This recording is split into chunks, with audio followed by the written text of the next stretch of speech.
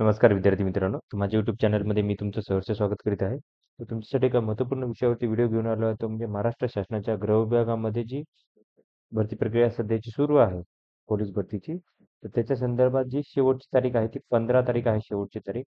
आणि एस-सी-बी-सी मधील खूप साऱ्या विद्यार्थ्यांना असं आहे की बघा, विद्यार्थ्यांचे जसे मला मेसेज येत आहेत, फोन येत आहेत त्याच्यावरून सांगत आहे मी. असं त्यांचं म्हणणं आहे की 10 पेक्षा जास्त जिल्ह्यांमध्ये अजूनही काय केलं की एस-सी-बी-सी सर्टिफिकेट किंवा नॉन क्रिमिनल जे असतात त्याचं काय केलं की अजून प्रोसेस सुरू झालेली नाही असं म्हणतायत. विद्यार्थ्यांना काय करतात की पावती मिळण्यासाठीही अडचण येत आहेत.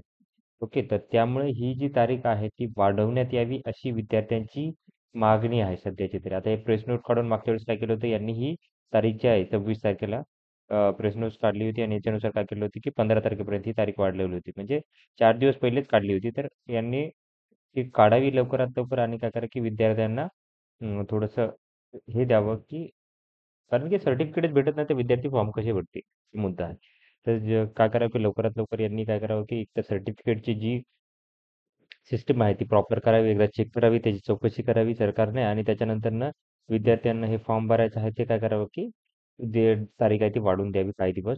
जेवढे होता येईल तेवढे दिवस वाढवून द्यावी आणि त्याच्यानंतरनं मग पाहता येईल काय होतं.